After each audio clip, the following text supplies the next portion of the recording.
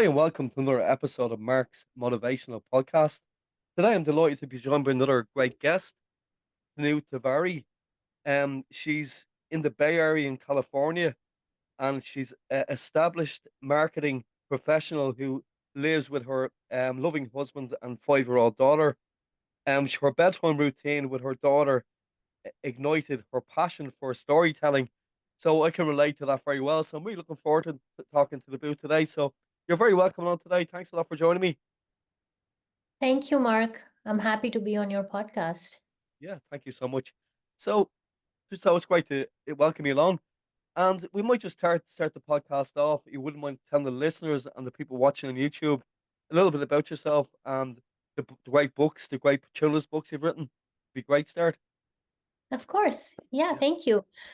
So my name is Tanu. Like Mark said, I live in California in the US, and I have been a reader all my life. I love reading books, and my love for Enid Blyton is what actually got me globetrotting. When I grew up in India, I was reading a lot of Enid Blyton, Five Find Outers, and a lot of adventure books. And I always had this dream of exploring the world. And because of that, I ended up going to the UK for my master's. I lived in London for about 6.5 years, and then I moved to the US. Um, I've been in California for a few years now, and after I had my daughter, I realized that, you know, she had this love for books as well. She was very small and she would always gravitate towards books, even if like there were other toys around her. So every single night, when she didn't even understand, I would just, read her different storybooks or tell her stories. And as she, grew a little, she was almost 2 years old. She started giving me different topics every single night, and she would give me something as random as a belly button and say, "Mommy, tell me a story on a belly button." And I would just come up with stories on the spot. And my mom, she was listening to me doing that. And, she pointed out, she's like, "I see the joy in her eyes and how excited she gets whenever you're telling her your stories. And I think you should write them down, do something about it." I was like, okay. It took me a while. I was busy with other things because I'm also a full-time marketer, and life gets busy, and it takes time for you to really understand something can be done with a little spark of a skill that you see in yourself or others see in you. So after a few months, I started just noting down these stories, and then one day I was like, okay, let me sit down and research. It takes a lot because I'm self-published. Mm. And of course, you have that option of going to the traditional way versus self-publishing. And because I wanted to do this for my daughter and I wanted to do it quickly, I went the self-publishing route, and I published my first book last year. It's called Purdy's Dream Comes True. This is the Wow, book. that looks great. That looks absolutely great. Brilliant. And as you can see, the main protagonist is a panda Hmm. there. And this is one of the stories, that came about from her asking me to tell her a story on a panda.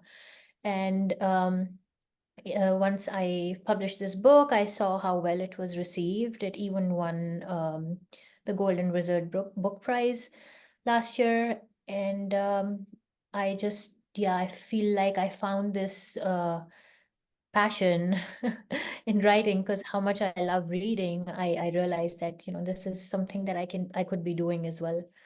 So that's a little bit about myself and how I got into writing children's books. Great. No, thanks a lot for sharing that with everybody. Because like you've won an award for your book. That's amazing. Well done. And how long ago did you start the writing journey? Have you how many years have you been writing? I would call myself a newbie because I was doing this business program. Yeah. Uh, I started in 2022, and the program went on for a year. And right about the time when I was graduating, I had become so good at time management and carving out time to study and do my assignments that I simply replaced that time that went into my studies into like researching for my book. and what I could do. So I had been writing these manuscripts for a bit now, but it's actually last year in March is when I started refining them. And then I went ahead and found an editor. Her name's Sarah Cherokee. She is really good. She helped me with developmental editing and develop the story. And from March, it took until June to do the whole entire process of editing and um, illustrating. That's where most of the time goes. And then finally getting everything up and running. So yeah, it didn't take too long, 4 to 5 months, Yeah. but it was definitely a lot of late nights and hours spent into Yeah. understanding what the right decision is because there's so many options for every step. Yeah, no, that's great, to know. And did you illustrate the book yourself as well? So It no, I did storyboarding. okay. Yeah, I kind of like with every scene, I drew out what I wanted it to be like. I had a vision for every single great. scene, Yeah. what words are going to go with which scene. And then Mhm. I worked with my illustrator. Her name's Juliet Frost. She's based out of Ukraine, and it's been excellent working with her. She just really understands what my vision is for every scene, and she brings it to life. And then we do like a little bit of back and forth and refining that and making it better. And then I do have a few of my friends in my network who have little kids. So I also use them as my market research tool when I'm Great. Yeah. developing a book. I show it to them, and my daughter is my biggest help as well. Like Mm. her first reaction is what tells me whether this landed or not. Yeah. Yeah, because I understand because I've got a 6-year-old as well, so they're your best critics or the best the best people to pass your work with to show your work too. Yeah. Yeah. And that's great. And would you like to read out a section of your first book for to give people a taste of the book, please? Mhm. I can do that. Yeah, that's great. So Thanks. the story is called Purdy's Dream Comes True, a Panda's Snowy Surprise. Mhm. It's about a panda that loves the snow, and she's been waiting for it to snow, but this season, the snow hasn't come yet. So the book starts here Okay, with cool. the scene where Purdy is, just in her little wooden tree house waiting for it to snow. Purdy had been waiting for her favorite season for weeks and had started to worry the snow wouldn't come at all. She drifted off to sleep thinking about last year when it snowed. The tree branches outside her window had looked like funny brown creatures with shiny white coats. When she glanced out of the window, a flurry of snow was falling from the sky. Yes, it's here, said Purdy, and leaped out of her bed. She hurried down from her treehouse. As she reached the bottom of the ladder, she stretched her arms and swoosh, she plunged into a snow hill. But she didn't land. She woke up with a jerk and rubbed her eyes in confusion. She looked around. There was no snow anywhere. Oh So wow. it's at this point where the kids go, "It was a dream." Yeah, yeah. Great stuff. Yeah, Yeah. Yeah, because I love the illustrations really go really well with the words, like, and isn't it great that you got the inspiration from reading it to your daughter? I just think yeah, that's great. Yeah, great stuff. yeah, And you've got two books out at the moment. yes. Uh-huh. What's the other one called? Canoe, sorry. Fresh off the press, like they say. So this other one is called Say It When You Feel It. This is not an animal-based character. This is actually inspired by a true incident which happened with my daughter. And even this character of Tara, that's the main protagonist. Tara is illustrated based on how my daughter looks. And again, thanks to Juliet. This book is now available on Kindle, Right. and it's also going to be available in paperback and hardcover very soon as this week. So again, a lot of like color in this book as well. What Nice. I'm holding right now is just an author copy, Yeah, but yeah, just so you get an idea, it's yeah. very, very colorful. And one thing that I like to do is include some activities and some like food for thought kind of thing at the end of my books. Yeah. So even the Purdy's Dream Comes True book has an activity Oh, on brilliant. Yeah. visualization and imagination, and Right. then something for parents to help explore what their kids' dreams are, how they can share it with them, and how they imagine. And for the other book, Say It When You Feel It, this book is about big feelings, about, how to tame your big feelings and big emotions while standing tall with kind choices. So there's a kind way of doing it. Mm-hmm.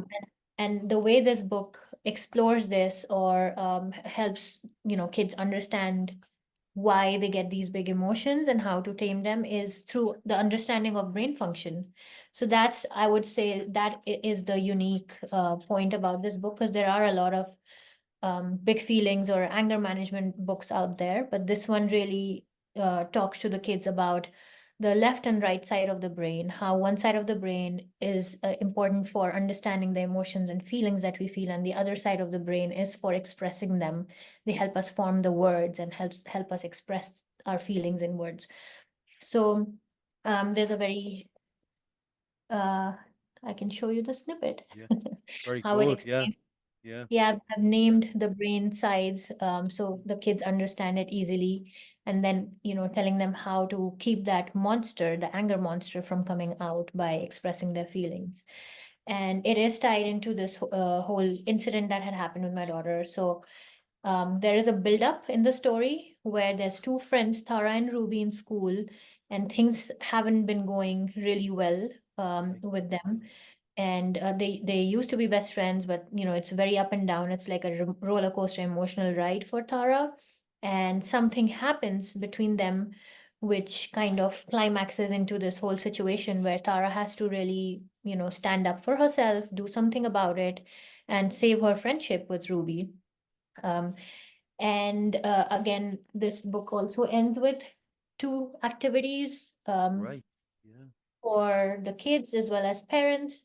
And, really also giving that tool to the parents for them to understand when something like this happens, if when your kid is going through, a big emotion moment, how do you connect with them and redirect rather than it ending up in a big showdown in the house?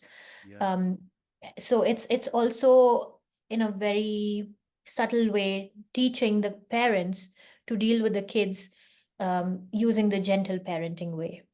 Mm. There's a lot of great lessons in your book. That's brilliant. Yeah.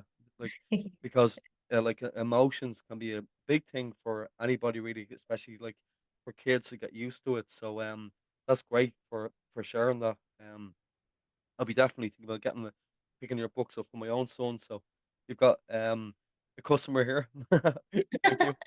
Oh, good. Uh, Yeah, yeah. I'd love to That, know what you thought of it or what he yeah. thought of it. And you were saying it's available on obviously on Kindle, and do you have you approached any bookshops or libraries as well? Anu? Yeah, yeah. So the first book is available online in all the major bookstores in the Right, US and in the UK. right. Um, Yeah. Barnes and Noble here in the US, and some of the biggest bookstores even in the UK. So they can be Yeah. ordered online. Um, the thing with libraries is it works a little differently here. You can't just go and donate the book, or you can't just ask them to, hey, I'm an author, just carry my book. So I am now really getting to market it more in person. I'll also be participating in local fairs, and I've been doing readings in schools. So that's a very good avenue to push your book out as well. And also, one of the biggest challenges was I had published them initially with print on demand using Ingram Spark as well as Amazon, but I did bulk print from China as well. So I recently got that bulk delivery, and now I have almost 500 books that I can easily, sell and push out on different avenues. Right. That's a great idea. Well done. Yeah, and the best of luck with it. Stuff. And Yeah. I'd say, like, from a marketing background can make it a bit easier do the self-publishing. Would that make sense, or would that be right? Actually, Or that's a very good question because people assume that, oh, you're a marketer, it yeah. must be a breeze for you. It's very different to market other people's things versus market yourselves, because when you're an author, you are the brand. It's not like you're selling your books. Nobody's just gonna say, oh, it's a book, let me buy it. Mhm. You have to sell yourself, you have to sell what you're about, because there's like millions of authors out there. What makes you different, right? And Yeah. why should someone care about what you're writing and what you have to share? And then there's again, I would say, a big competing going on with, a lot of competing going on with the traditional publishers versus Mm. the independent authors, as you know very well. Yeah. One example is the Scholastic here that does book fairs in schools. So in February here, like there's book fair for a whole week, and everybody's budgets just goes towards buying books from Scholastic. And at that point, I have to be very careful that I don't go barging in trying to sell my books because literally nobody buys at that point. So you have to really look at the trends and the seasonality and what people will care about. And then one of the things that's been helping me a lot is having my presence online. So I do have an Instagram account. Now I'm also ramping up on Facebook for a lot of the authors in my network that are doing extremely well. What works for them is doing Instagram, Facebook ads. And one common theme that I hear from everybody is selling, also selling, on your website or on social media is something that works for them better, because there's also the royalties part of it. When you're trying to sell through Amazon or Ingram Spark, there's Mm. a lot of, lion's share of Y the revenue gets taken by these platforms. So at the end of the day, you have to think about ROI as well. But then it does boil down to what are you trying to do? So one thing I tell my fellow authors is, you know, as soon as we get our book out, there's this like, immense pressure to get the ROI back. Oh my God, I'm losing money or I'm not selling. And I would say just test, because something that works for one person doesn't work for another person. Mhm. It's so many variables. It could be about, you who you are or what topics you're writing about. It could be about the type of book you have. It could be about the illustrations that you have that are not really resonating that well with the audiences on a certain platform. So there could be a lot of different things, which is why we should always be testing different avenues and see what works better. Like I sell a lot better in person compared to going and just, putting blind money behind ads, which also I have tried. And Amazon ads did do well, but at the same time, they're very competitive when it comes to the amount of cost you're paying per click, Mhm. um, and the return you're getting on your ad spend. So yeah, that's something that any author needs to consider, that they should get into the testing mindset and they should think of this as a long game. You can't be like an overnight success. Well, maybe if you're lucky, somebody can be an overnight success with one book. But for the most part, keep writing because you like writing, not because, you're writing to, just get money out of it. And there are some really successful authors out there that tell me the statistics say that after about 20 books is when you start really seeing the ROI on, and you make enough money to be able to quit your day job. Mhm. And even to that, you have to really, really, bust your backside and push it hard, and be at the right place at the right time Mhm. whenever possible, and be willing to put in the hard work. Yeah, we wanted to put the hard work in. It makes so much sense, and that's really great advice for anybody that's listening, me included. So that's great. Yeah, that's great. And can I just ask you as well? Do you kind of would you have a kind of a strategy with your writing as well? You know what I mean is, would you kind of when you're writing your books, would you write a certain amount of words a day, or what way do you do it yourself? You know?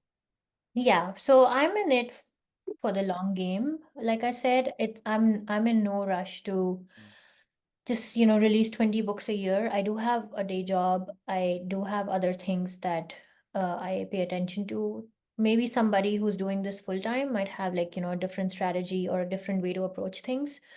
But I have, a strategy of not doing more than 2 or 3 books a year and really doubling down on pushing them and understanding how they're being received, getting some data around that because I'm very much a data and analytics person, mm, and seeing what worked well, what didn't work well. After doing my first book, there were so many learnings from it that I applied to my second book, and I'm doing things a bit differently there.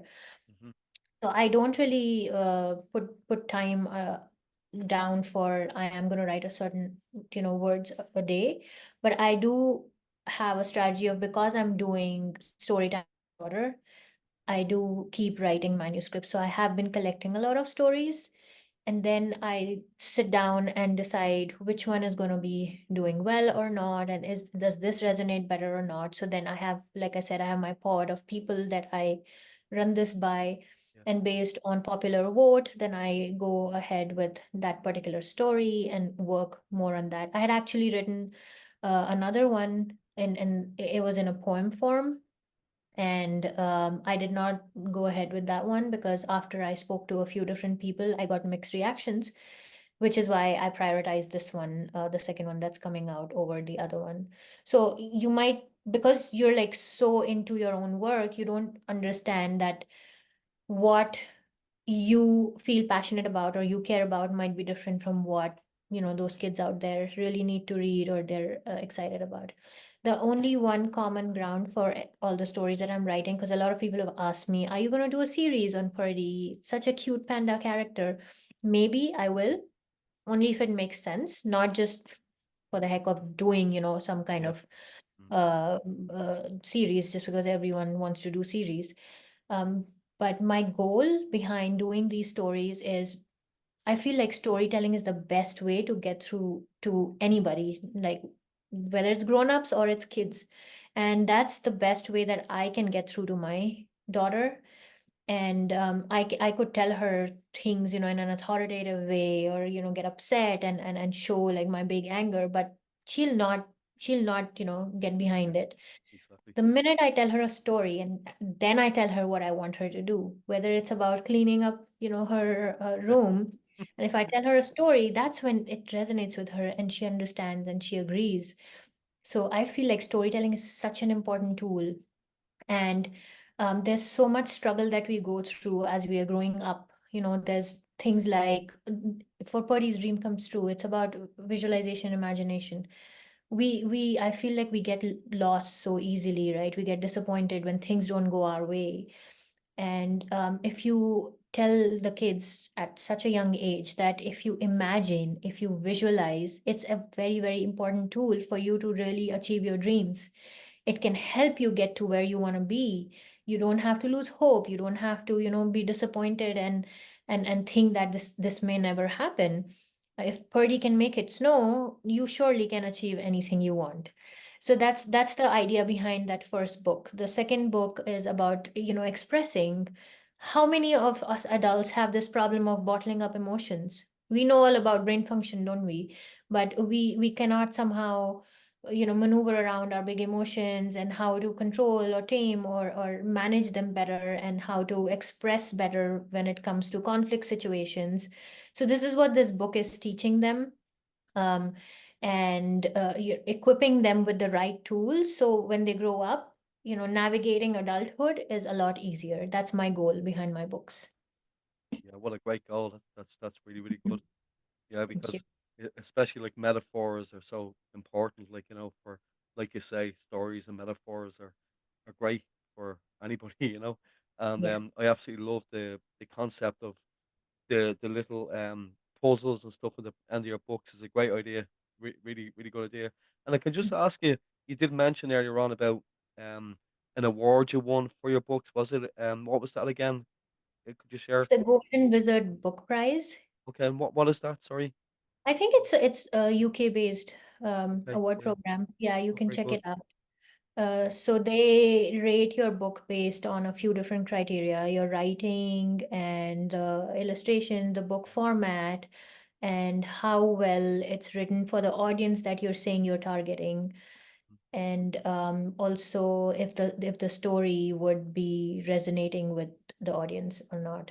So they have multiple people that judge on the team, and then they call themselves one of the most prestigious awards of the industry. Yeah, congratulations. That's great. Brilliant. That's great to get feedback like that. It's absolutely amazing. And I can just ask you as well. I know like the concept of because I'm similar to you, reading my kids bedtime stories. That's where I got a lot of my inspiration as well. Mhm. So, but kind of, did you ever kind of hit a kind of metaphorical wall or writer's block when you were doing your writing? Yeah, I think No. one of the biggest challenges in writing for children is that the reviewers or your support system is mainly adults, right? Yeah. So Yeah. when you write a manuscript, Mm, you're asking adults to read it. You're mhm. asking grown-ups to review you. And it's their understanding of the world that you're getting. If there was a way to just write these manuscripts and run it by a group of kids that could be reviewers, I don't know, it may be a startup idea that Yeah. Yeah. four-year-olds start making money for their reactions. Yeah. You know, Yeah. you pay them to give you the reactions for your manuscript. But yeah, I think that that's the big challenge where I feel this works really well, which is why I really depend on what my daughter Mm, thinks of the story. And sometimes even our cousin's daughter, we show it to her. And then we have our neighbors, we even run it by them.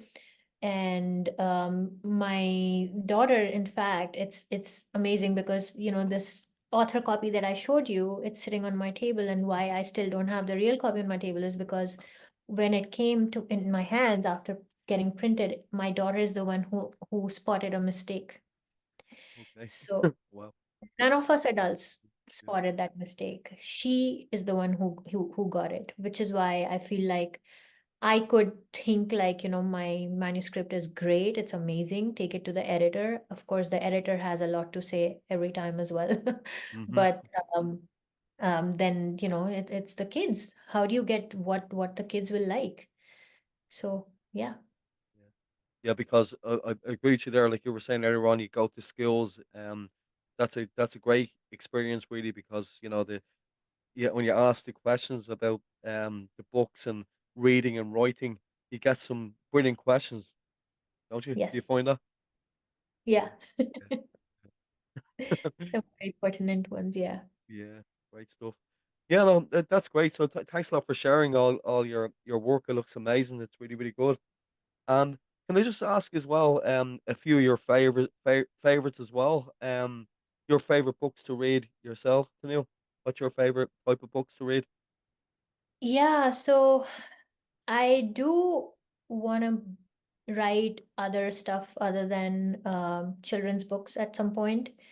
Mm, I read a lot of nonfiction and fiction both, and I feel like that's the next when I like apart from doing children's books, I feel like it'll be a nonfiction at some point. And what I love reading right now, I'm a lot into fantasy, so I'm reading the Sarah J. Maas books. And also, I don't know if you've heard of the Fourth Wing series. So yeah, a lot of fantasy currently, and I'm a very moody reader. At any given point, I'm reading like a set of at least three books. So if today I feel like reading fantasy, I'll read fantasy. Tomorrow I feel like reading my nonfiction, I'll read one chapter of my nonfiction, and so on. And in my living room, I have now reading bookshelf, which is like a small bookshelf, like a mini one. And me and my husband, whatever books we are currently reading, they stay on that now reading bookshelf. good Um, idea. Yeah, yeah, yeah. good idea. Yeah, that's right. Because reading the stories later on, doing an audio book, Tanu. I just thought about it, but I'll be very honest. Uh, I do think because I have no data or understanding around what really works well or not when it comes to audiobooks. So I'd have to look into it, but um, I do live in America Yeah, yeah, and I am catering to an international audience here. mhm, So I feel like when it comes to read aloud, it should be done in a way that kids are able to understand, what yeah, you're reading easily and they're able to relate. So maybe doing it in different languages and using voiceovers that have different accents. And I do a lot of reading in schools and to other kids. yeah, And I like to, instead of just reading, I like to really interact with them, mhm, which is why just doing an audiobook or just doing reading online, one-sided, is something that I haven't done yet. yeah. No, I just think it'd be a good avenue for you because the way you Yes, read the books are very good, like very clear, and it's a talent thank that you. you have, So I just thought I'd point it out to you. Thank you Yeah. so much. And do you ever no, you're grand. And do you ever like listen to music when you write? Is that something you ever do, or do you when you're writing? No, I don't. A lot of people listen to music while working as well. I somehow don't do that, and I never really enjoyed listening to music while working because music uh springs me into action for the most part. I just like to either dance, Yeah. Yeah. start moving and shaking on the music, or I like to sing along. Hmm. So my focus goes very easily when music is on. Yeah. It might sound crazy because a lot of people love working to music and writing to music, but I cannot focus if music is on. Yeah, because some people like would like listen to music with no lyrics, like um, just Instrumental. background, yeah, instrumental. Like Yes, yeah. everybody's different, but no, just because I'm curious because that's something I started doing recently, and I found a bit of a flow going. So yeah, That's amazing. everybody's Yeah, different. yeah, that's true. What I get flow from is I like to clean my workstation, light a candle, and have like a really good desktop background because I don't live in a house that has great views anymore. Right. When I was in New Jersey, I would get the flow from looking outside my window. It was green and it was, yeah, just gorgeous. Sometimes it would snow and we would have like 2, 3 feet snow outside, and it would just be like a scene from Narnia. Oh, nice. And yeah, so visually, when I see beautiful things, that's what gets me in the flow. Yeah. Nice, nice, yeah, nice.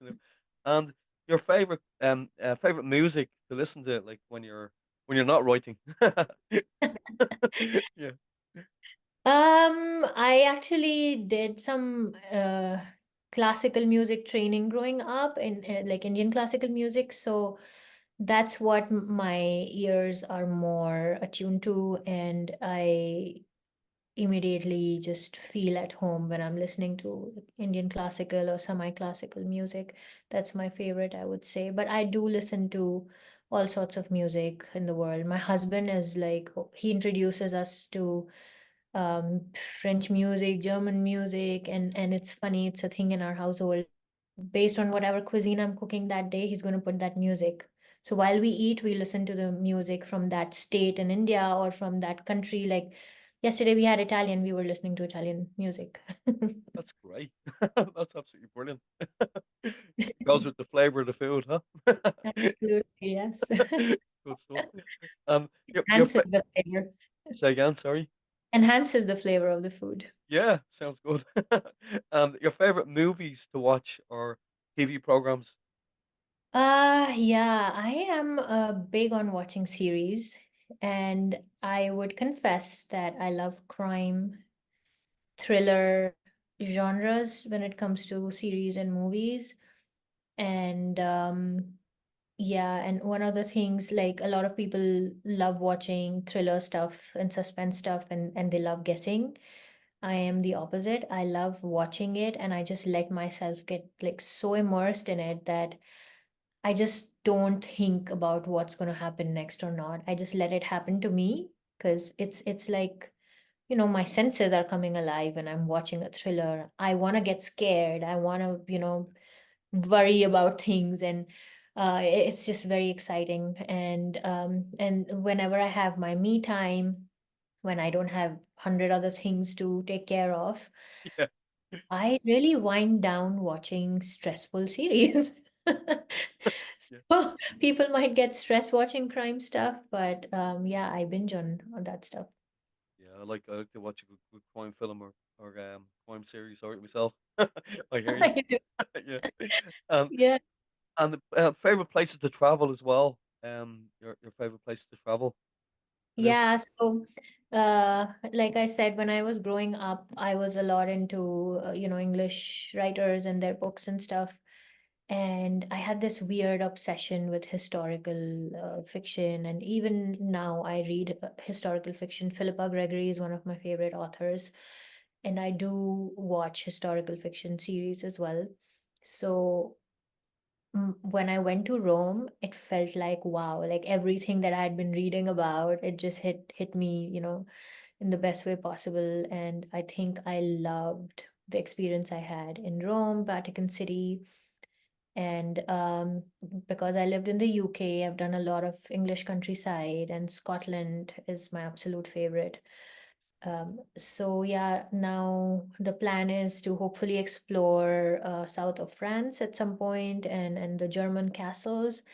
And I think Europe is definitely my favorite continent to explore, and there's a lot more countries that I haven't been to, which I hope to travel to with my daughter. Nice, because I agree, sure. Italy is a fabulous country. Like Rome is one of my favorites too. Yeah. It's really good. Yeah, really good. No, What so city are you based in? You're in Ireland, right? yeah, I'm in Dublin.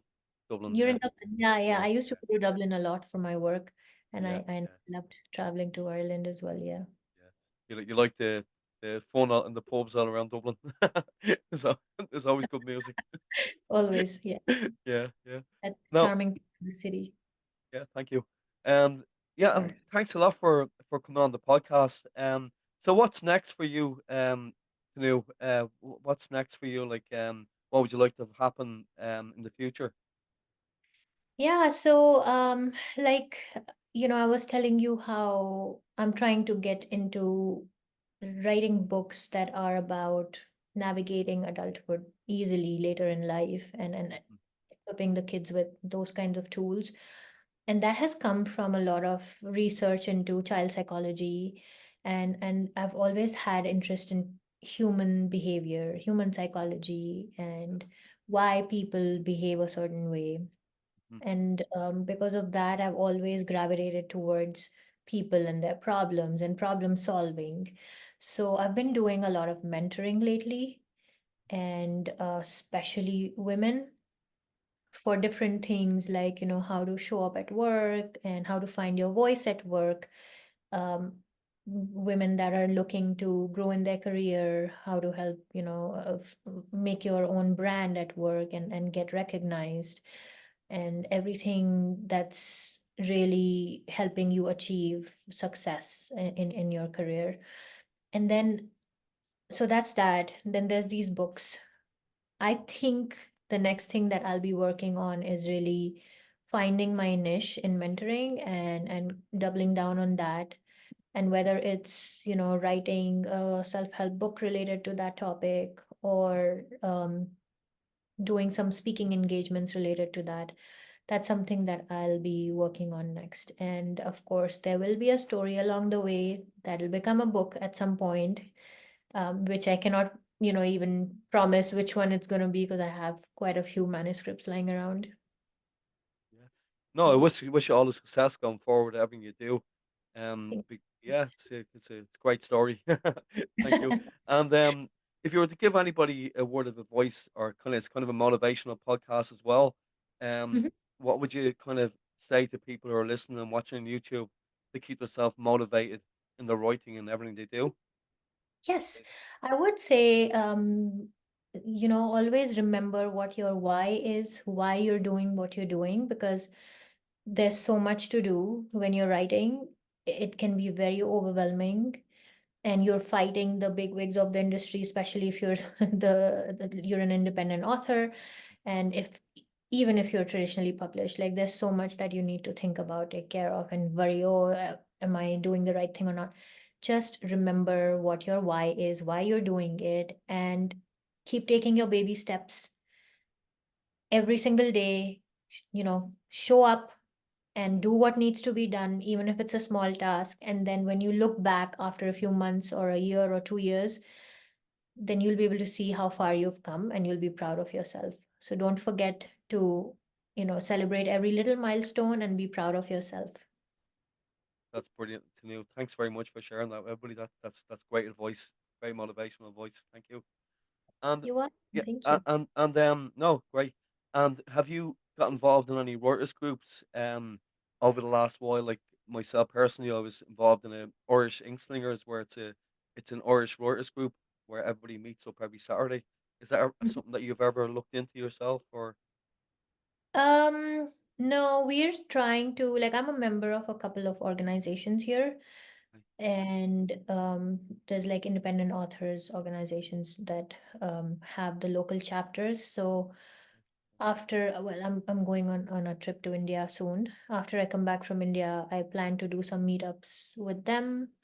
And we also have some authors that live, like recently in my network, I've come across a few authors that live here in the Bay Area.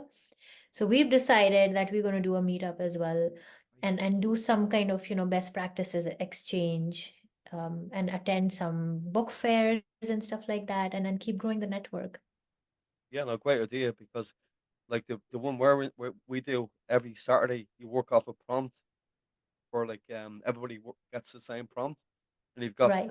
30 minutes to write a short story off that prompt. And like it's wow, with the amount of great stories that come off these prompts is Yeah. amazing, you know. Yeah. it's Yeah. it's really good. I had Yeah, done a couple of those in New York, yeah, it's and good, isn't it? yeah, it was a lot of fun. You're right. Yeah, Yeah, thanks for reminding me. I'll look for it here as well. yeah, it's really good. So Tanu, I really appreciate you coming on the podcast, and make sure to send me all the links to your great work, and I'll share it on the Absolutely. podcast. And I wish you all the success going forward with everything you do. Thank you so much. It was lovely talking to you. Thank you. So Right. Tanu Tiwari, is that correct? I'm saying your surname correctly, am I? Tanu Tiwari. Yes. Tiwari, yeah, thank you. So so thanks a million then for tuning in to Mark's motivational podcast with Tanu today. So make sure you check out all Tanu's links. I'm going to share on the show notes.